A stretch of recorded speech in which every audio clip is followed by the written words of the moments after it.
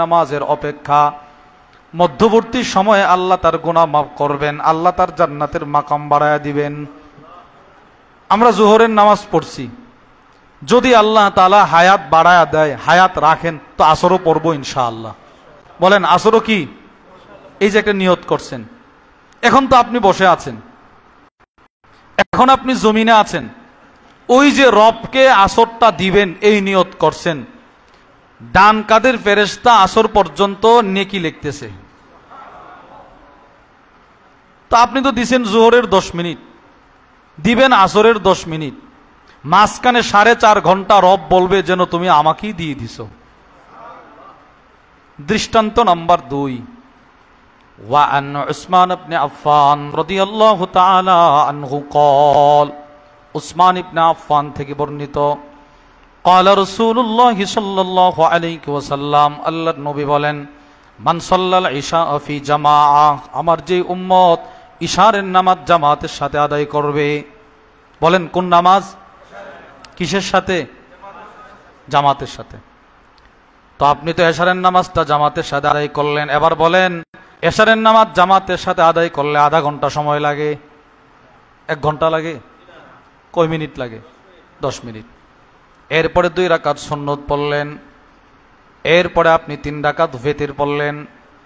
আল্লাহর রাসূল বলেন, তো আপনি তো আল্লাহকে দিলেন উম্মত, তুমি তো দিলে আল্লাহকে 10-15 মিনিট, কিন্তু আমি রাসূল বলে দিলাম, রব যেন আমাকে বলে দিলেন, ফাকা আন্নামা কামা নিসফাল লাইল, না তুমি আমাকে 15 মিনিট দাও নাই, তুমি অর্ধরাত দাঁড়ায় যেন নামাজ পড়ার সময়টা আমাকে দিয়ে দিলে। সুবহান। যাও, তোমার ডান কাঁধের ফেরেশতা অর্ধরাত দাঁড়িয়ে নামাজ পড়ার বরকত তোমাকে লিখে দিবে। ওয়ামান সাল্লাল ফাজর ফি জামাআহ, দিয়ে দিল। সুবহান। তাহলে আপনি তো দিলেন শুধু এশা, আপনি দিলেন শুধু ফজর, মাঝখানে 7-8 ঘন্টা আপনি ঘুমাইলেন, মাঝখানে 7-8 ঘন্টা আপনি ব্যবসা করলেন, আপনি আপনার দোকান নিয়ে ব্যস্ত থাকলেন, আপনি হালাল কাজ কর্ম নিয়ে ব্যস্ত থাকলেন। রাসূল বলেন এই 8 ঘন্টাও যেন তুমি রবকে দিয়ে দিলে। আচ্ছা বলেন তো, এই 10-10 এশারের 10 মিনিট, ফজরের 10 মিনিটের মালিক কে? সবাই বলেন না কে? তো মাঝখানে 8 ঘন্টার মালিকও কে? তো আমি রবকে দিছি কয় মিনিট? 20 মিনিট। বলেন কত মিনিট? এবার রব আমাকে বলছে না 20 মিনিট দাও নাই, যাও আমি লিখে দিলাম, তুমি যেন আমারে পুরোটা রাত দিয়ে দিছো। 2টা হাদিস থেকে আমরা দৃষ্টান্ত শুনলাম। দৃষ্টান্ত নাম্বার 3, ওয়ান আবি দারদা রাদিয়াল্লাহু তাআলা আনহু قال, আবু দারদা রাদিয়াল্লাহু তাআলা আনহু থেকে বর্ণিত, তিনি বলেন, قال رسول الله صلى الله عليه وسلم, আল্লাহর নবী বলেন, মান আতা ফিরাশাহু ওয়া হুয়া ইয়ানভি আন ইয়াকুমা ইউসাল্লি, নবীজি সাল্লাল্লাহু আলাইহি ওয়াসাল্লাম ইরশাদ করেন, আমার যে উম্মত এশারের নামাজ পড়ার পর বিছানায় আসার পর সে নিয়ত করলো, আল্লাহ আজকে রাতে আমি 2-4 রাকাত তাহাজ্জুদ পড়ব। বলেন ইনশাআল্লাহ। এটা পাক্কা নিয়ত করেন, বলেন ইনশাআল্লাহ। ইনশাআল্লাহ, এটা একটা নিয়ত করছি, দিল থেকে নিয়ত করছেন। এবার দেখেন, আপনি নিয়ত করছেন, আল্লাহ আমি আজকে রাত্রে ঘুম থেকে যদি জাগ্রত হইতে পারি, যান 8টা রাকাত তাহাজ্জুদ পড়ে আপনাকে 20টা মিনিট দেব। আল্লাহ পুরা রাতই তো আপনার, পুরাটা রাত্রিই তো আপনার, এরপরেও আমি আপনাকে আল্লাহ 10টা মিনিট দেব, 2 রাকাত তাহাজ্জুদ পড়ব। আল্লাহর সাথে একটা চুক্তি করছেন। এবার নবীজি বলে, ফাগলাবাতুহু আইনাহ, ওই আমার ওই উম্মতের চোখে এতটাই ঘুম চলে আসছে যে ঘুমাইছে হাত্তা ইউসবিহা, ফজরের আজান হয়ে গেল। বলেন ফজরের আজান হয়ে গেলে আর তাহাজ্জুদের সময় আছে? নাই। নিয়ত করছিল আল্লাহ তাহাজ্জুদটা পড়ব, ঘুমাই গেছে। এই ঘুমে ফজরের আজান তার কানে আসছে, তার ঘুম ভাঙছে। এবার সে হতাশ হয়ে গেল, হায় হায় রবকে তো বলছিলাম, রবকে দিতে পারি নাই। আল্লাহর নবী বলেন, কুতিবা লাহু মা নাওয়া, তুমি নিয়ত করেছিলে রবকে 10টা মিনিট তাহাজ্জুদের জন্য দিবা, কিন্তু তুমি দিতে পারো নাই। রব বলে এতে সমস্যা নাই, আমি লিখে নিয়েছি, তুমি আমাকে দিয়ে দিয়েছো।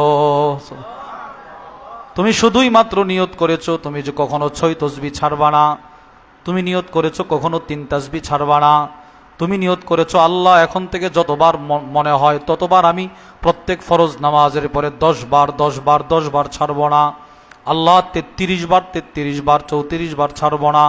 সুবহানাল্লাহ সুবহানাল্লাহ সুবহানাল্লাহ সুবহানাল্লাহ সুবহানাল্লাহ সুবহানাল্লাহ সুবহানাল্লাহ সুবহানাল্লাহ সুবহানাল্লাহ সুবহানাল্লাহ আলহামদুলিল্লাহ আলহামদুলিল্লাহ আলহামদুলিল্লাহ আলহামদুলিল্লাহ আলহামদুলিল্লাহ আলহামদুলিল্লাহ আলহামদুলিল্লাহ আলহামদুলিল্লাহ আলহামদুলিল্লাহ আলহামদুলিল্লাহ আল্লাহু আকবার আল্লাহু আকবার আল্লাহু আকবার আল্লাহু আকবার আল্লাহু আকবার আল্লাহু আকবার আল্লাহু আকবার আল্লাহু আকবার আল্লাহু আকবার আল্লাহু আকবার। এই হলো 30 বার। এই আজকে আমাদের জামিয়া রশিদিয়া ফেনীর হযরত ওয়ালা আল্লামা মুফতি শহীদুল্লাহ সাহেব হাফিজাহুল্লাহ অনেক বড় বুজুর্গ। আমি হযরতের মাদ্রাসায় গিয়ে হুজুরের যে মাকতাবা, মাদ্রাসার যে মাকতাবা, ওখানে এই তাসবিহাতের আমাল যার ভিতরে যত বেশি থাকবে ওই লোকটা যখন ইন্তেকাল করবে তো তার কবরের সামনে দাঁড়ায়া মানুষ তত বেশি ইসালে সওয়াব পৌঁছাবে। এটা আশ্চর্য কথা। এটা কিভাবে? হুজুর লেখছেন দুনিয়াতে যার যত আমলের আগ্রহ যত বেশি থাকবে মৃত্যুর পরে তার কবর দেখে তত বেশি বুজুর্গরা দাঁড়ায়া তার জন্য দোয়া করবে। সে দুনিয়াতে আমল ভোলে নাই, কেমন যেন সে কবর গিয়েও আমলের মুখাপেক্ষী। আপনি বলেন কোনো মানুষ যখন, কোনো ছাত্র বা কোনো দিনদার মানুষ যখন কোনো বুজুর্গের কবরের পাশ দিয়ে যায় তখন বলেনি, বলে এটা বড় হুজুরের কবর, আরে বলে না এটা অমুক আল্লাহর ওলির কবর, বুজুর্গের কবর, একটু দাঁড়ায় ইসালে সওয়াব করি। কেন? এটা নিশ্চিত সবচাইতে বেশি মানুষ আমাদের নবীজি সাল্লাল্লাহু আলাইহি সাল্লামের কবর জিয়ারত সবচেয়ে বেশি করে। মানে নবীজির রওজার সামনে মানুষ বেশি দাঁড়ায়, দাঁড়ায় কাঁদে, দোয়া করে, করে না? কেন? রসূলের জিন্দেগিতে সমস্ত আমল সবচাইতে বেশি ছিল। পা ফুলায় ফেলছে, ফুলায় ফেলছে, পা ফুলায় ফেলছে। হুজুর সাল্লাল্লাহু আলাইহি ওয়াসাল্লাম যেমন আমলের ফজিলত বর্ণনা করেছেন ঠিক ওই রকম নবীজি নিজেও আমল করেছেন। সুবহানাল্লাহ বলেন। হুজুর সাল্লাল্লাহু আলাইহি ওয়াসাল্লামের কাছ থেকে সাহাবারা শুনেছেন, ঠিক ওই রকম আমলও করেছেন। যেমন একটা হাদিস নবীজি বলেন, তিরমিজি শরীফের বর্ণনা, ওয়া আন আনাস ইবনে মালিক রাদিয়াল্লাহু তাআলা আনহু ক্বাল, আনাস ইবনে মালিক রাদিয়াল্লাহু তাআলা আনহু থেকে বর্ণিত, قال النبي صلى الله عليه وسلم, আল্লাহর রাসূল বলেন, মান সাল্লাল ফজর ফি জামাআহ, যে ব্যক্তি ফজরের নামাজ জামাতের সাথে আদায় করল। কোন নামাজ? কিসের সাথে? সুম্মা ক্বাদা, রাসূল বলেন অতঃপর সে তার নামাজের জায়গায় আপন জায়গায় বসা। হাত্তা ইয়াযকুরুল্লাহ হাত্তা তাতলু আশ-শামস, নবীজি বলেন সুম্মা ক্বাদা ইয়াযকুরুল্লাহ হাত্তা তাতলু আশ-শামস, সূর্য উদিত হওয়ার আগ পর্যন্ত সে তার আপন জায়গায় বসে বসে তাসবিহ পড়ল। সুবহানাল্লাহ সুবহানাল্লাহ সুবহানাল্লাহ সুবহানাল্লাহ আলহামদুলিল্লাহ আলহামদুলিল্লাহ আলহামদুলিল্লাহ আল্লাহু আকবার আল্লাহু আকবার আল্লাহু আকবার আল্লাহু আকবার লা হাওলা ওয়ালা কুওয়াতা ইল্লা বিল্লাহ লা হাওলা ওয়ালা কুওয়াতা ইল্লা বিল্লাহ। এই তাসবিহ পড়ল, অথবা ফজরের নামাজ জামাতের সাথে আদায় করার পর আল্লাহর কোরআনটা খুলে খুলে সে আল্লাহর কোরআন তিলাওয়াত করলো। এবার কতক্ষণ পর্যন্ত করলো? নবীজি বলেন সূর্য উদিত হওয়ার আগ পর্যন্ত তিলাওয়াত করলো। সুম্মা সাল্লা রাকাতাইন, অতঃপর সে যদি 2 রাকাত নামাজ পড়ে, আল্লাহর নবী বলেন তার জন্য একটা হজ, একটা উমরার পরিপূর্ণ পরিপূর্ণ পরিপূর্ণ সওয়াব। সুবহানাল্লাহ। আচ্ছা, এই হাদিসটা বর্ণনা করছেন কে? নবীজি। বলেন কে করছেন? এবার দেখেন নবীজির নিজের আমলটা দেখেন, নবীজির নিজের আমলটা দেখেন। হুজুর সাল্লাল্লাহু আলাইহি সাল্লাম নিজে বলছেন ফজরের নামাজ জামাতের সাথে আদায় করার পর নামাজের জায়গায় বসে সূর্য উদিত হওয়ার আগ পর্যন্ত তাসবিহ পড়া। এবার নবীজির আমল।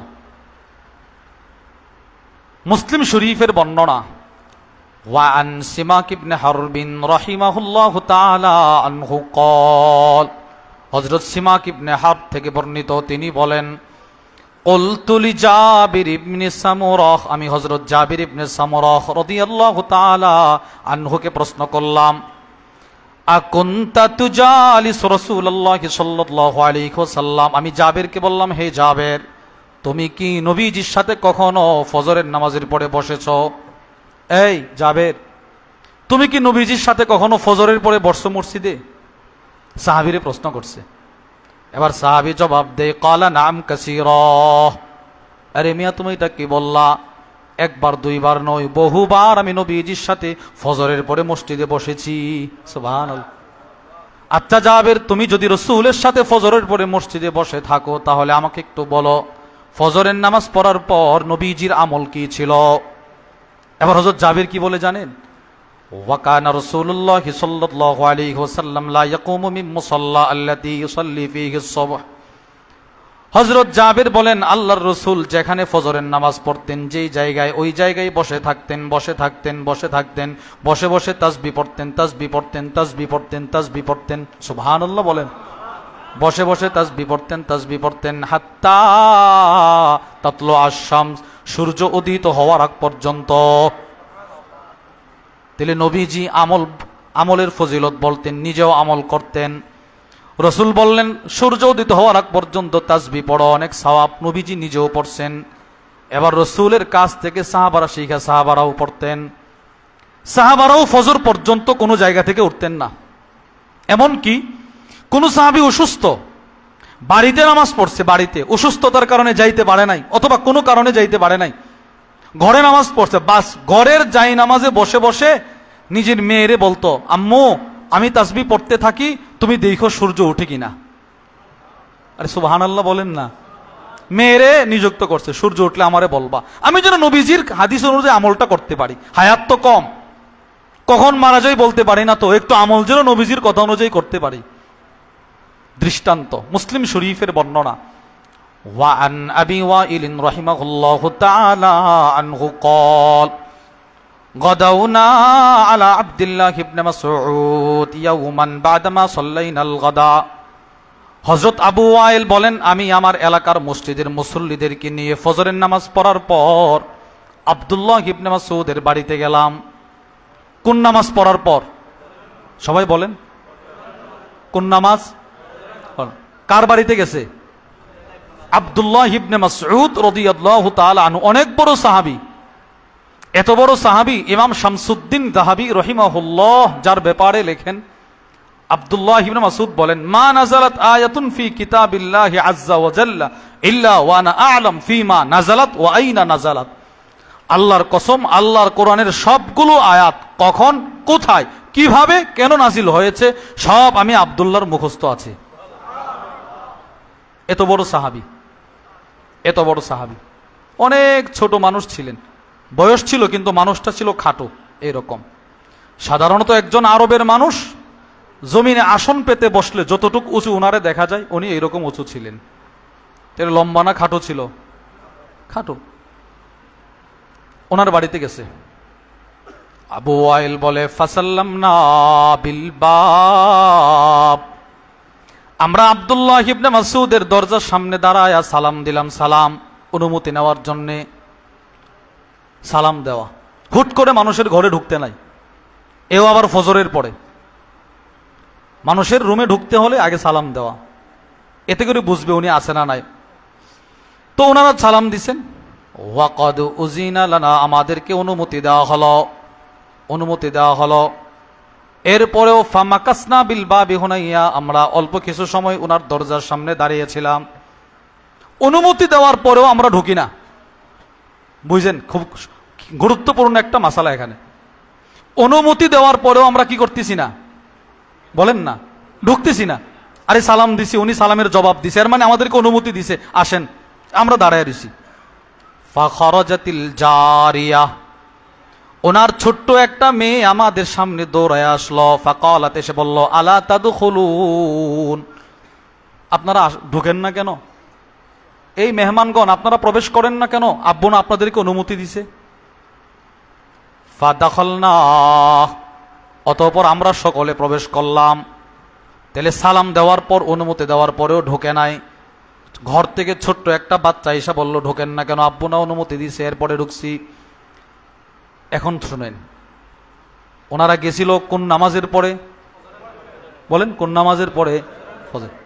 এবার ওনারা বলেন, ফাদাখালনা, আমরা ওনার ঘরে ঢুইকা দেখি, ফাইদা হুয়া জালিসুন ইউসাব্বিহ, আমরা গিয়ে দেখি উনি ওনার ঘরে যাই নামাজ বিছিয়ে তাসবিহ পড়তেছেন। সুবহানাল্লাহ, সুবহানাল্লাহ, সুবহানাল্লাহ, সুবহানাল্লাহ, সুবহানাল্লাহ, সুবহানাল্লাহ, সুবহানাল্লাহ, সুবহানাল্লাহ, আলহামদুলিল্লাহ, আলহামদুলিল্লাহ, আলহামদুলিল্লাহ, আলহামদুলিল্লাহ, আলহামদুলিল্লাহ, আল্লাহু আকবার, আল্লাহু আকবার, আল্লাহু আকবার, আল্লাহু আকবার। এই তাসবিহ পড়তেছেন, এই তাসবিহ পড়তেছেন, কিবলামুখী হয় তাসবিহ পড়তেছেন, তাসবিহ পড়তেছেন। ওনারা ঢুইকা দাঁড়ায় রইছে। এবার আব্দুল্লাহ ইবনে মাসউদ ওনাদেরকে প্রশ্ন করলেন, মা মানাআকুম আন তাদখুলু ওয়াকাদ উযিনা লাকুম, এই মিয়ারা, তোমাদেরকে অনুমতি দেওয়ার পর তোমরা কেন দাঁড়িয়েছিলে? তোমাদেরকে ঢুকতে কোন জিনিস বাধা দিয়েছিল? সালাম দিছো, সালামের জবাব দিলাম, অনুমতি দিলাম, এরপরে কেন দেরি করলা? এবার আগন্তুক যারা, এরা কি বলে জানেন? ও নবী, সাহাবী, আমাদেরকে ক্ষমা সুন্দর দৃষ্টিতে দেখবেন। কেন? জানান্না আন্না ইল্লা আন্না জানান্না, আমরা ধারণা করছি, আন্না আহলা বাইত ইবনে উম্মে আব, আমরা মনে করছি আপনার পরিবারের লোকজন এখন ঘুমন্ত ঘুমন্ত, মহিলারা ঘুমায় রয়েছে, মেয়েরা ঘুমায় আছে।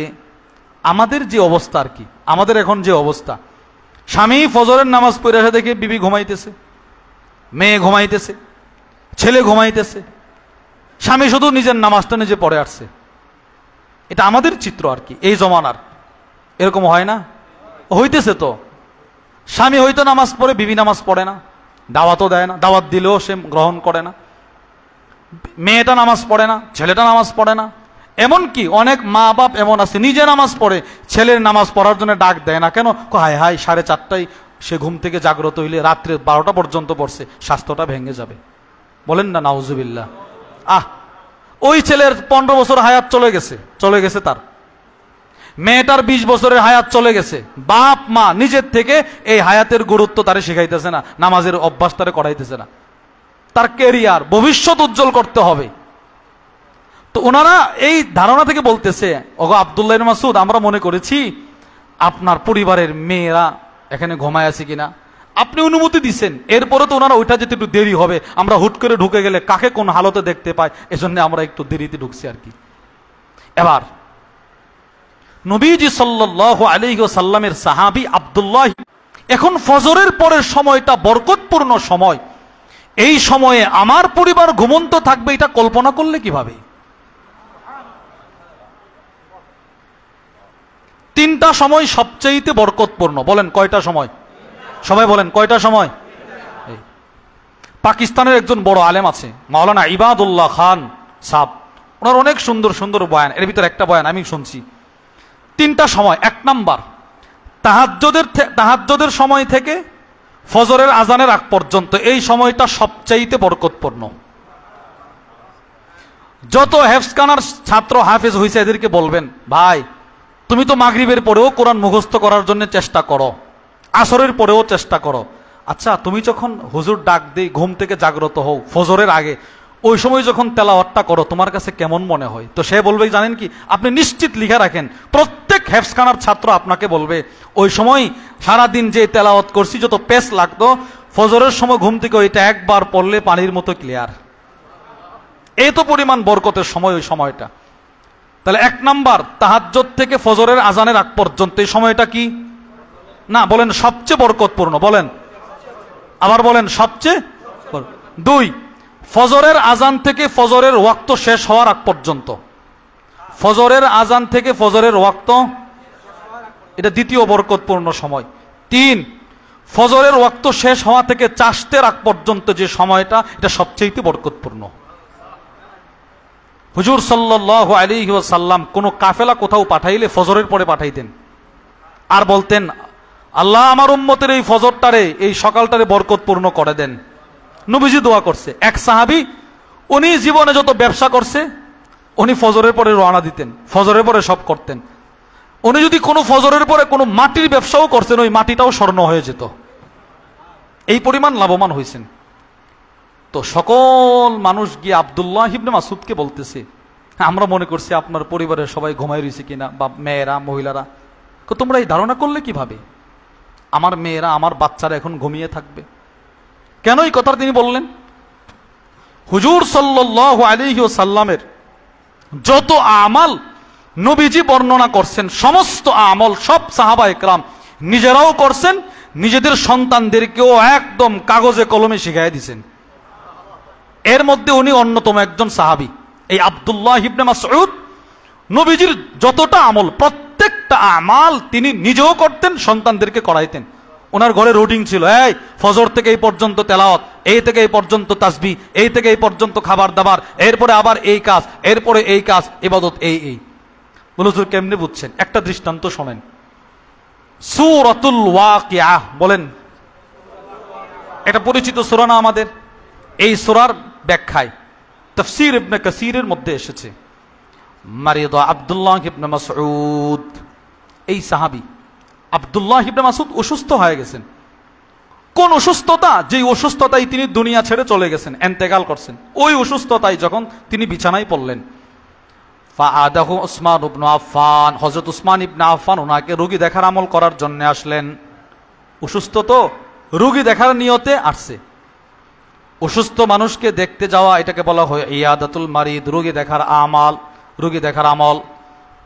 কেউ যদি কোনো অসুস্থ ব্যক্তিকে দেখতে যায়, তিরমিজির বর্ণনা, নাদা মুনাদ, একজন ফেরেশতা আকাশ থেকে ঘোষণা করে, তিবিতা, যে রোগী দেখতে গেল তাকে বলে, তোমার কপাল অনেক ভালো, তুমি রোগী দেখতে আসো নাই। ওয়াতাবাওয়াতা মিনাল জান্নাতি মানজিলা, তুমি রোগী দেখতে আইসা তো জান্নাতে নিজের ঘর বানায় ফেলছো। অনেক দামি একটা আমল এই রোগী দেখার আমল। ওই সাহাবারা আমল যে করে অভ্যস্ত। হযরত সুয়াইর ইবনে আবি ফাখিতা, ওনার পিতা আবু ফাখিতা সম্পর্কে বর্ণনা করেন, আখাযা আলী রাদিয়াল্লাহু তাআলা আনহু বিয়াদি, হযরত আবু ফাখিতা বলে, হযরত আলী একদিন আমার হাত ধরলেন, আমার হাত ধরে বলতে লাগলেন, ইনতালিক বিনা ইলাল হাসান, আসো আমার সাথে, আমার ছেলে হাসান অসুস্থ, তার একটু দেখে রোগী দেখার আমলটা করে আসি, আসো। মনে করেন আপনার ছেলে অসুস্থ, আপনি আপনার বন্ধুকে বললেন, বন্ধু আসো আসো আমার ছেলেটা অসুস্থ, একটু দেখে আসি, আসো। দুইজন গেছে একসাথে। এবার দুজন, হযরত আলী রাদিয়াল্লাহু তাআলা আবু ফাখিতা, দুজন সন্তানের কাছে যাওয়ার পর, ফাওয়াজাদনা আবা মুসা আল আশআরিয়া, গিয়ে দেখে হযরত হাসান রাদিয়াল্লাহু তাআলা আনহুর মাতার কাছে বসা হযরত আবু মুসা আশআরি। মানে দুজন গিয়ে দেখে আরো আগের থেকে আরেকজন সাহাবী আয়েশা ওনার ছেলের দেখার জন্য বসে আছে। এবার হযরত আলী রাদিয়াল্লাহু তাআলা আনহু সাহাবী আবু মুসা আশআরিকে প্রশ্ন করলেন। আবু মুসা আশআরি অনেক বড় দামি সাহাবী, উনি এমন একজন সাহাবী যার কণ্ঠে কোরআন তেলাওয়াত শোনার জন্য স্বয়ং নবীজি অপেক্ষা করতেন। ইমাম শামসুদ্দিন যাহাবী রাহিমাহুল্লাহ লিখেন, হযরত আবু বুরদা রাদিয়াল্লাহু তাআলা আনহু বলেন, হুজুর সাল্লাল্লাহু আলাইহি সাল্লাম একদিন মসজিদ নববী থেকে বের হবে, হঠাৎ করে তাকায় দেখে ভিতরে একজন নামাজ পড়তেছে একা একা, অনেক সুন্দর কণ্ঠে তেলাওয়াত করতেছে। আল্লাহর রাসূল মসজিদে নববীর দরজায় হেলান দিয়া ওই লোকের তেলাওয়াত শুনতেছি। সুবহান, অনেকক্ষণ দাঁড়ায় দাঁড়ায় তেলাওয়াত শুনতেছি। হযরত আবু বুরদা নবীজির কাছে আসার পর নবীজি বলতে লাগলেন, এ আবু বুরদা, দেখছো তার তেলাওয়াত কত সুন্দর? আমি রাসূলের মনটা বলতেছে তার তেলাওয়াত এতটাই সুন্দর, আল্লাহ যেন পয়গম্বর দাউদের কণ্ঠ তাকে দিয়ে দিয়েছি। তো তেলাওয়াতটা কেমন ছিল? দাউদ আলাইহিস সালামের কণ্ঠটা কেমন ছিল? ওয়ালাকাদ আতাইনা দাউদা মিন্না ফাদলা। এই আয়াতের ব্যাখ্যায় তাফসীর কুরতুবীর মধ্যে এসেছে, হযরত দাউদ যখন জাবর কিতাব পড়তেন একটা টান দিতেন, একটা টানের মধ্যে 70 কিসিমের কণ্ঠ চলে আসতো। কত সুন্দর কণ্ঠ ছিল। এবার রাসূল সাহাবীকে বলে তার কণ্ঠ দাউদের কণ্ঠ। মুসলিম শরীফের বর্ণনা, পরের দিন সকালে নবীজি আবু মুসা আশআরীকে দরবারে ডাইকা আনলেন। আবু মুসা, যদি তুমি জানতে। বলে, কি ইয়া রাসূলুল্লাহ? আমি গত রাত্রে তোমার তেলাওয়াত নিজে দাঁড়ায়া দাঁড়ায়া শুনছি। এই সাহাবী আবু মুসা, এই ওনাকে গিয়ে পাইলেন হাসান রাদিয়াল্লাহু তাআলার মাথার কাছে বসে আছে, রোগী দেখতেছেন। হযরত আলী প্রশ্ন করলেন, আজি ইতায়া আবা মুসা আইদান আমজা ইরা, হে আবু মুসা, আমার ছেলেকে তুমি রোগী দেখার নিয়তে আসছো নাকি এমনিতে আসছিলা এসে দেখো অসুস্থ? রোগী দেখার নিয়তে আসছিলা নাকি এমনি আসছিলা এসে দেখছো অসুস্থ? কোনা আইদা, আমি বাড়ির থেকে রোগী দেখার নিয়ত করে আসছি। আমি জানি আপনার ছেলে অসুস্থ, রোগী দেখার নিয়তের আমলটা করে আমি এখানে আসছি। হযরত আলী রাদিয়াল্লাহু তাআলা এবার বললেন, আবু মুসা শোনো, তোমার কপাল অনেক ভালো। সামিআতু রাসূলুল্লাহ সাল্লাল্লাহু আলাইহি ওয়াসাল্লাম ইয়াকুল, আমি নবীজির কাছ থেকে শুনলাম আল্লাহর রাসূল বলেন, মা মিন মুসলিমিন, কোন মুসলমান যখন সকালবেলা কোন অসুস্থ রোগী দেখতে যায় সন্ধ্যা পর্যন্ত 70,000 ফেরেশতা তার জন্য মাগফিরাতের দোয়া করে। বলেন ইনশাআল্লাহ, দেখবো তো ইনশাআল্লাহ। আমাদের হযরত ওয়ালা হাকিমুন নফস আরিফ বিল্লাহ আল্লামা মুফতি মুশতাকুন নবী কাসিমি হাফিজাহুল্লাহ, হুজুর একবার অসুস্থ হয়ে ঢাকা হসপিটালে ভর্তি। আমরা যারা হুজুরের বয়ান খুব বেশি শুনি, দেখবেন হুজুর বয়ানের মধ্যে উস্তাদদের কথা খুব আজমতের সাথে ব্যক্ত করে। এর ভিতরে হুজুরের একজন উস্তাদ আছেন, এখনো জীবিত আছেন, আল্লামা হারুন আল মাদানী হাফিজাহুল্লাহ। হুজুরের এই উস্তাদের নাম যতবার সামনে আসে হুজুর কিন্তু বলে আমার সবচেয়ে প্রিয় উস্তাদ। তো হুজুর বলেন, আমি যখন ঢাকায় অসুস্থ হয়ে ভর্তি হসপিটালে, আমার এই উস্তাদ লক্ষ্মীপুর থেকে শুধুই মাত্র রোগী দেখার আমলটা, এই সুন্নতটা পালন করার জন্য ঢাকা চলে গেছে আমার দেখার জন্য। হুজুর নিজে বলছে যে আমারে দেখছে, দেখা বলতেছে আমি শুধু লক্ষ্মীপুর থেকে ঢাকায় অন্য কোনো কাজ নিয়ে আসি নাই, শুধু আপনাকে দেখার নিয়তে আসছি, যেন আজকের আশাটা আমার ইয়াদাতুল মারিদের আমল হয়ে যায়। আবার লক্ষ্মীপুর চলে আসছে। আমরাও কিন্তু যাই, মনে করেন ঢাকা অনেকগুলো কাজ একসাথে হাতে নিয়ে গেলাম, এই রোগী দেখার আমলটাও করে আসি, কিন্তু না, সুন্নত আমাল হায়াতের প্রতিটা সেকেন্ডে রসুলের আমল দ্বারা নিজেরা রঙিন করছে। তাহলে ওই উসমান ইবনে আফফান, আব্দুল্লাহ ইবনে মাসউদ অসুস্থ, ওনারে দেখার জন্য ওনার বাড়িতে গেছে। আব্দুল্লাহ ইবনে মাসউদ তো অসুস্থ। এবার উসমান ইবনে আফফান বলতেছে, আচ্ছা ফামা তাশতাকি, কেমনে অসুস্থ হইলেন? অসুস্থ কেমনে হইলেন? আব্দুল্লাহ ইবনে মাসউদ বলে, কোনো কারণে অসুস্থ হয় নাই, যুনুবি, আমি আমার গুনাহের কারণে অসুস্থ হইলাম। নবীজির সাহাবী, এত বড় সাহাবী, তিনি বলতেছে আমি ঠান্ডার কারণে অসুস্থ হয় নাই, বৃষ্টিতে ভেজার কারণে অসুস্থ হয় নাই, আমি আমার গুনাহের কারণে অসুস্থ হইলাম। এটাই বাস্তব। সাহাবী তো গুনাহের কারণে হইছে না অসুস্থ, উনি তো নিজের ছোট করছে, ছোট। বাদ বাকি তাফসীর রুহুল বায়ানের মধ্যে এসেছে, আল কোরআন ইয়াদুল্লুকুম আলা দাইকুম ওয়া দাওয়াইকুম, কোরআন তোমাদের অসুস্থতার বর্ণনা দিয়ে দিল, তোমাদের চিকিৎসার কথাও বলে দিছে। এবার অসুস্থতা কি? তাফসীর রুহুল বায়ানের মধ্যে এসেছে, আম্মা দাউকুম ফাযুনুবুকুম, আমাদের অসুস্থতা হয় আমাদের গুনাহের কারণে, আমি অসুস্থ হই আমার গুনাহের কারণে। ওয়া আম্মা দাওয়াউকুম ফাল ইস্তিগফার, আর সেই অসুস্থতার ঔষধ হলো ইস্তিগফার। আস্তাগফিরুল্লাহ আস্তাগফিরুল্লাহ আস্তাগফিরুল্লাহ আস্তাগফিরুল্লাহ আস্তাগফিরুল্লাহ আস্তাগফিরুল্লাহ আস্তাগফিরুল্লাহ আস্তাগফিরুল্লাহ। উসমান ইবনে আফফান প্রশ্ন করে, অসুস্থ কেমনে হইলেন? যুনুবি, আমি আমার গুনাহের কারণে অসুস্থ। এবার উসমান ইবনে আফফান বলেন, আমি কি আপনার জন্য, আচ্ছা পামা তাশতাহি, কি মনে চাইতেছে কিছু নিয়ে আসবো? কনা এই মুহূর্তে রহমাতাম মির রব্বি, আমার রবের রহমত আমার বড় প্রয়োজন। সুবহানাল্লাহ। আমি অসুস্থ, এই মুহূর্তে দুনিয়ার কিছু আমার চাহিদা নাই, আমার রবের রহমতটা আমার এখন চাওয়া পাওয়া। এবার উসমান ইবনে আফফান বলে, আলা আমরু লাকা বিআতা, ওগো আব্দুল্লাহ, আমি কি আপনার জন্য রাষ্ট্রীয় কোষাগার থেকে কিছু মাল বরাদ্দ করে দিব? আব্দুল্লাহ ইবনে মাসউদ বলে, লা হাজাত আলী, আমার কোনো প্রয়োজন নাই, কোনো মালামাল আমার প্রয়োজন নাই। সুবহানাল্লাহ বলেন। আরে অসুস্থ কেমনে হইলেন? গুনাহের কারণে। কি মনে চাইতেছে? আল্লাহর রহমত। আচ্ছা আমি কি আপনার জন্য কিছু রাষ্ট্রীয় মালামাল দিয়ে দিই, কিছু অর্থ করে দিয়ে দিই, কিছু খাইবেন, নিজের পরিবারের কাজে লাগবে। আব্দুল্লাহ ইবনে মাসউদ বলে, লা হাজাত আলী, আমার কোনো প্রয়োজন নাই, না দরকার নাই। তো উসমান ইবনে আফফান একটু ভালোবাসা বলতেছে আর কি, যে আপনার তো প্রয়োজন নাই, আপনি তো চলে যাবেন জান্নাতে। ইয়াকুনু লি বানাতিকা মিন বাদিক, আপনার পরে আপনার সন্তানদের জন্য বড় উপকার হবে।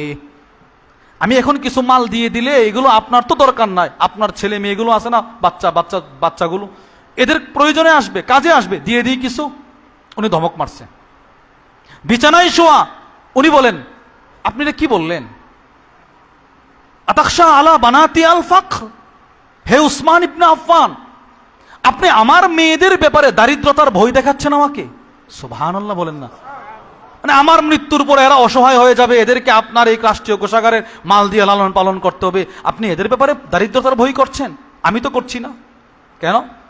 ইন্নী আমারতু বানাতি আইয়াকরাআনা কুল্লা লাইলাতিন সূরাতুল ওয়াকিআ, আমি আমার প্রত্যেকটা মেয়েকে প্রতি রাত্রি সূরাতুল ওয়াকিয়া তেলাওয়াত করার আদেশ করে গিয়েছি। সুবহান। কেন? কফা ইন্নী সামি'তু রাসূলুল্লাহি সাল্লাল্লাহু আলাইহি ওয়াসাল্লাম ইয়াকুল, আমি আল্লাহর রাসূলকে বলতে শুনলাম, নবীজি বলেছেন, মান ক্বারাআ সূরাতুল ওয়াকিয়া ফি কুল্লি লাইলা, আমার যে উম্মত প্রতি রাত্রে সূরাতুল ওয়াকিয়া তিলাওয়াত করবে, লাম তুসিবহু ফাকাতুন আবাদা, দারিদ্রতা কখনো তাকে স্পর্শ করবে না। আমি তো নবীজির আমলগুলো আমার মেয়েদেরকে শিখাই গেছি, বাস। রাসূল যেটা বলছেন এটা সত্য বলছেন, নবীজি সত্য বলছে। আমি আমার মেয়েকে, আমি আমার ছেলেদেরকে সূরাতুল ওয়াকিয়ার আমলটা শিখাই গেছি, যে মা তোমরা প্রতি রাত্রে সূরাতুল ওয়াকিয়া তেলাওয়াত করবা, নবীজি বলছে তোমরা কখনো দরিদ্র হইবা না। তো আপনি আমাদের মেয়েদেরকে দারিদ্রতার ভয় দেখাচ্ছেন। এই সেই আব্দুল্লাহ ইবনে মাসউদ দেখেন, ওই ওনারে গিয়ে বলতেছে যে আমরা তো আসলে আপনার ঘরে ঢুকতে তো কুণ্ঠাবোধ করতেছি, যে আবার কেউ ঘুমায় আছে কিনা, কোনো মেয়ে কোন হালতে আছে আমরা ঢুকে গেলে। তোমরা ফজরের পরে এই বরকতপূর্ণ সময়ে আমার মেয়েদের ব্যাপারে, আমার ঘরের পরিবারের ব্যাপারে ধারণা করতে পারলে এরা ঘুমায় থাকবে না? এরা ঘুমায় থাকবে না, প্রত্যেকেই প্রত্যেকের কামরায় তাসবিহাত নিয়ে ব্যস্ত আছে। এবার আসেন মূল কথা। ওনারা যখন ঘরে ঢুকছিলেন, ঢুইকা দেখছিলেন আব্দুল্লাহ ইবনে মাসউদ কি করতেছে? মাশাআল্লাহ বলেন, কি পড়তেছে? তাসবিহ। এখনো তাসবিহ পড়তেছে, এখনো তাসবিহ পড়তেছে। ওই যে মেয়েটা ঘরের বাইরে গিয়েছিল, একটা মেয়ে গেছিল না, যে আপনারা ঢোকেন না কেন, আব্বু না অনুমতি দিচ্ছে, ওই মেয়েটাকে আব্দুল্লাহ ইবনে মাসউদ ওই মেয়েটাকে বারবার বলতেছে, মা যাও দেখো তো সূর্য উদিত হয়েছে কিনা। সুবহানাল্লাহ বলেন। যাও তুমি দেখো সূর্য উদিত হইল কিনা। মেয়েটা গেছে বাইরে, গিয়ে দেখে না, আলাম তাতলুই শামস, সূর্য উদিত হয় নাই। এসে বলে, আব্বু সূর্য এখনো ওঠে নাই। তিনি আবার মুখ ঘোরায় সুবহানাল্লাহ সুবহানাল্লাহ সুবহানাল্লাহ সুবহানাল্লাহ সুবহানাল্লাহ সুবহানাল্লাহ সুবহানাল্লাহ সুবহানাল্লাহ আলহামদুলিল্লাহ আলহামদুলিল্লাহ আলহামদুলিল্লাহ আলহামদুলিল্লাহ আলহামদুলিল্লাহ আলহামদুলিল্লাহ আলহামদুলিল্লাহ আল্লাহু আকবার আল্লাহু আকবার আল্লাহু আকবার আল্লাহু আকবার আল্লাহু আকবার আল্লাহু আকবার আল্লাহু আকবার। তিনি তাসবিহ পড়তেছেন, আবার মেয়েটাকে ডাক দিয়ে বলে, এবার দেখো। না আব্বু, সূর্য ওঠে নাই। আবার তাসবিহ পড়ে। এবার বলতেছে, এবার দেখো। হ্যাঁ তাসবিহ, জি আব্বু, সূর্য উদিত হয়েছে। এবার আব্দুল্লাহ ইবনে মাসউদ বলেন, ওই আল্লাহর কসম যে আল্লাহ তাআলা আমাকে নবীজির একটা আমলের উপরে আবার আরেকটা সকাল অতিবাহিত করার তৌফিক দিয়েছি। সুবহানাল্লাহ। আমি নবীজির আমলটা করতে করতে যে আবার সূর্যটা দেখছি। তো রাসূল যতগুলো আমালের কথা বলেছেন, হযরত সাহাবা ইকরাম রিদওয়ানুল্লাহি তাআলা আলাইহিম আজমাইন সবগুলো করার চেষ্টা করছেন। এই জন্যে যার টাকা পয়সা নাই সে দরিদ্র, সে দরিদ্র না। যার টাকা পয়সা নাই দুনিয়াতে সে ফকির না। ফকির ওই লোকটা যার আমল নাই। কিছুই ছিল না। হযরত আবু হুরায়রা রাদিয়াল্লাহু তাআলা কিছুই ছিল না, খাবার ছিল না, খাবার রাস্তায় পড়ে থাকতো। মানুষ মনে করত অসুস্থ, অসুস্থ মনে করত, কিছুই ছিল না। কিন্তু এরা কবরের ধনী, এরা মিজানের ধনী। এদের চাইতে বড় ধনী রাসূলের পরে আর কেউ নাই, কেউ নাই আর। এই জন্যে বলেন, যার টাকা পয়সা আছে সে ধনী নয়। সে কি নয়? যার 20 কানি জমি আছে সে কি নয়? ধনী নয়। যার 5টা সন্তান লন্ডন, কানাডা, আমেরিকায় সে কি নয়? ধনী নয়। সে ফকির যদি তার আমল না থাকে। প্রত্যেক সাহাবী আমালওয়ালা ছিল, মালওয়ালা ছিল না। কি ওয়ালা ছিল না বলেন? তো কি ওয়ালা ছিল? আমলওয়ালা ছিল প্রত্যেক সাহাবী। আর কেউ কেউ মালওয়ালা যারা, এরাও ইবাদত করত। আর যাদের মাল নাই এরা যখন দেখতো, হায় হায় আমরা যদ্দুর ইবাদত করি তারাও তদ্দুর করে, কিন্তু মালের কারণে বেশি করে ফেলে, এদের ভিতরে একটা টেনশন থাকতো। এরা প্রতিযোগিতা শুরু করত। প্রত্যেক সাহাবীর ঘর আমলে সুসজ্জিত ছিল। আজকে আমাদের ঘর ফার্নিচার, টিভি, ভিসিআর সব কিছু দিয়ে, ওয়াইফাই সব কিছু দিয়ে সজ্জিত রাখা হয়েছে। আর সাহাবাদের ঘর এগুলো ছিল না, একটা ছোট্ট ঘর ছিল। কিন্তু আমলে পুরাটা ঘর আবাদ ছিল। ছেলে কোরআন পড়তো, মেয়ে কোরআন পড়তো, আব্বা কোরআন পড়তো, আম্মা কোরআন পড়তো, গোলাম কোরআন পড়তো, বাদী কোরআন পড়তো। আর আমাদের একজন নামাজ পড়লে বাকি 17 জন ঘুম। ঘর মুর্দা, মুর্দা হয়ে গেছে। এই ঘরকে জাগ্রত করতে হবে। এই ঘরের প্রত্যেকটা সদস্যকে আপনাকেই দাওয়াত দিতে হবে। আপনার মেয়েকে অন্য কেউ এসে জাহান্নামের আগুন থেকে বাঁচাবে না, আপনাকেই বাঁচাতে হবে। আপনার ছেলেকে আপনাকেই বাঁচাতে হবে। আপনার স্ত্রীকে আপনাকেই বাঁচাতে হবে। নামাজের গুরুত্ব তাকে আপনাকেই বুঝাতে হবে। ঘরের মধ্যে রাখেন ফাজাইলে সাদাকাত, রাখেন ফাজাইলে আমাল, রাখেন আমাদের হযরত ওয়ালার 6টা কিতাব আছে, ওই কিতাবগুলো রাখেন। নিজের মেয়েরে দেন যে তুই তোর ক্লাসের বইয়ের ফাঁকে ফাঁকে এই কিতাবগুলো পড়বি। দেখবেন অটোমেটিক ওই মেয়েটার, ওই ছেলেটার ভিতরে একটা দ্বীনের পরিবর্তন চলে আসবে। আস্তে আস্তে ধীরে ধীরে এই আল্লাহ ভোলা মানুষটা আল্লাহ প্রেমিক হয়ে যাবে। সাহাবা ইকরামের মধ্যে গরিব সাহাবী যারা, এরা নবীজির কাছে গেছে। বুখারীর বর্ণনা, গিয়ে বলে, ইয়া রাসূলুল্লাহ সাল্লাল্লাহু আলাইহি সাল্লাম, ওগো আল্লাহর নবী, কি আমরা যে এরকম নামাজ পড়ি, বড় লোকরাও নামাজ পড়ে, নামাজের ক্ষেত্রে তো সমান সমান। ইয়াসুমুন কামা নাসুম, আমরা যেমন রোজা রাখি এরাও রোজা রাখে, সমান সমান। আমরা যদ্দুর কি বলে আপনার হজ সামর্থ্য থাকলে হজ করি, এরাও সামর্থ্য থাকলে এরাও এমনি হজ করতে পারে। না, আমরা হজ করতে পারি না, এরা হজ করতে পারে। কেন? এদের সম্পদ আছে। আমরা সদকা করতে পারি না, এরা সদকা করতে পারে। কেন? এদের সম্পদ আছে। ইয়া রাসূলুল্লাহ, নামাজ তো সমান সমান, রোজা তো সমান সমান, হজ তো সমান সমান না, সদকা তো সমান সমান না, যাকাত তো দিতে পারি না, তো আমরা কি করব? হুজুর সাল্লাল্লাহু আলাইহি সাল্লাম বলেন, আচ্ছা আমি কি তোমাদেরকে এমন কতগুলো আমলের কথা বলে দিব যে আমলগুলো করার দ্বারা বড় লোকদের সমান সমান তোমাদের ইবাদত হয়ে যাবে? সুবহানাল্লাহ বলেন। সব সাহাবারা বলে, জি ইয়া রাসূলুল্লাহ বলেন। নবীজি বলে, শোনো, প্রত্যেক ফরজ নামাজের পরে 33 বার পড়বা সুবহানাল্লাহ। কয়বার বলেন? আমরা ফরজ নামাজের পরে যে তাসবিহটা পড়ি এটাকে বলা হয় তাসবিহুল ফুকারা। এই অসহায় সাহাবাদের জামাত নবী রাসূলকে গিয়ে প্রশ্ন করছিলেন। এই প্রশ্নের জবাবে নবীজি এই তাসবিহগুলো এদেরকে দিয়েছিলেন। তাসবিহুল ফুকারা, এই তাসবিহটা বেশি বেশি পড়বা। তো 33 বার সুবহানাল্লাহ, 33 বার আলহামদুলিল্লাহ, 34 বার আল্লাহু আকবার, এগুলো পড়বা। আমি রাসূল বলে দিলাম, যদি তোমরা ইন আখালতুম আদরাকতুম মান সাবাকাকুম, যারা তোমাদের আগে চলে গেছে টাকা পয়সার মাধ্যমে, দান সৎকার মাধ্যমে, এই তাসবিহগুলো তোমাদেরকে তাদের সমপর্যায়ে পৌঁছে দিবে। দেখেন আমলের একটা প্রতিযোগিতা। এক সাহাবী অসুস্থ, এক মহিলা সাহাবিয়া, উনি বৃদ্ধা বয়সে দুর্বল হয়ে গেছে। নবীরে বলে, ইয়া রাসূলুল্লাহ, আমি তো এখন আগের মতো ইবাদত করতে পারি না, আমল করতে পারি না, হায়াত তো চলে যাইতেছে, এখন তো হায়াতের শেষ সময়, আমার এমন কতগুলো আমলের কথা বলে দিন, আমি যেন বসে বসে ইবাদতগুলো করতে পারি। নবীজি বলে, তুমি 100 বার পড়বা সুবহানাল্লাহ, 100 বার পড়বা আলহামদুলিল্লাহ, 100 বার পড়বা আল্লাহু আকবার। 100 বার যদি সুবহানাল্লাহ পড়ো, 100 উট আল্লাহর রাস্তায় সদকা করার সওয়াব। দেখেন, হায়াতকে কাজে লাগানো, নিজের সময়কে কাজে লাগানো। আপনি ব্যবসায়ী, হ্যাঁ আপনি চাকরি করেন, ব্যবসা করেন, ব্যবসার ফাঁকে ফাঁকে তাসবিহ পড়েন, নামাজ ঠিক রাখেন, তাসবিহ পড়েন, তো ওই ব্যবসাটার মাধ্যমেও আপনি দুনিয়াও কামাই করলেন, আখিরাতও কামাই করলেন। আখিরাতটা কেমন কামাই হবে? যেই ব্যবসায়ী তার ব্যবসার ফাঁকে ফাঁকে তাসবিহ পড়বে, রাসূল বলেন ওই ব্যবসায়ী হাসরের ময়দানে আমার কাছাকাছি থাকবে না, আমার সাথে জান্নাতে থাকবে। তো ব্যবসার ফাঁকে ফাঁকেও তাসবিহ পড়া যায় না? যায় না? বলেন, এই আমলগুলো করা যায় কি যায় না? যায়। এজন্য ভাই, সংক্ষিপ্ত এক হায়াত দিয়ে আল্লাহ আপনাকে দুনিয়ায় পাঠাইছেন। চলে গেছে, যদ্দূর গেছে তো গেছে, কমে গেছে হায়াত। এটা চলে গেছে তো কমে গেছে, এই হায়াত চলে গেছে তো কি হয়ে গেছে? কমে গেছে। যত বাড়তেছে তত কমতেছে। নিজের জিন্দগিকে নিয়ে জরিপ করা, যে আমি এই গত সপ্তাহ গতকালকে শুক্রবার গেল, তো আগের শুক্রবার থেকে এই শুক্রবার পর্যন্ত এই যে 8টা দিন, এই 8 দিনে কতটা সময় আমি আল্লাহকে দিছি, আর কতটা সময় নিজের ব্যবসাকে দিলাম, আর কতটা সময় অযথা কাজে ব্যয় করলাম, একটু জরিপ করা দরকার। আমার প্রত্যেকটা সেকেন্ডের হিসাব হবে। আমার হায়াতের প্রতিটা সেকেন্ডের হিসাব কেউ না দিয়ে আল্লাহর সামনে থেকে 1 পা কদম সামনে অগ্রসর করতে পারবে না। প্রতিটা হায়াতের প্রতিটা সেকেন্ডের হিসাব হবে, প্রত্যেকটা সেকেন্ডের হিসাব হবে। আমি আমার হায়াতটা কোন কাজে ব্যয় করছি। এজন্য আপনাদেরকে বলছি, শুধু নামাজ ঠিক রাখেন, নামাজ আর তাসবিহাতগুলো নিজের সাথে একদম মিলায় নেন, অভ্যাস করেন। বাস, এবার আপনি দুনিয়ার যত কাজ করেন না কেন, আপনার পুরোটা সময় যেন রব লিখে দিবেন, তুমি আমাকেই দিয়ে দিছো। করবেন তো নিজের কাজ, রব বলবেন না সে আমাকে দিছে।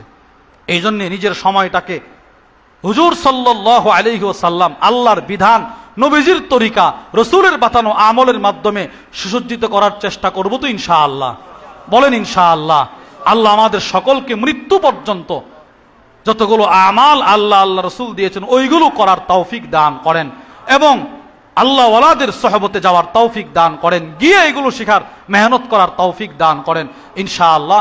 আসরের নামাজের পরেও আমাদের সকলের শ্রদ্ধাভাজন ব্যক্তিত্ব, উম্মতের দরদি রাহবার আল্লামা মুফতি আনিসুর রহমান আশরাফি হাফিজাহুল্লাহ হযরত আছেন ইনশাআল্লাহ। হযরত আসরের পরপর বয়ান করবে, এবং মাগরিবের পরে আমাদের সকলের শায়খ দামাত বারাকাতুহুম আরিফ বিল্লাহ হাকিমুন নফস আল্লামা মুফতি মুশতাকুন নবী কাসিম হাফিজাহুল্লাহ হুজুরও বয়ান করবেন। আমরা ইনশাআল্লাহ এখন যাদের উজুর প্রয়োজন আছে, উজু করে সব বন্দী হয়ে বসে যাই ইনশাআল্লাহ।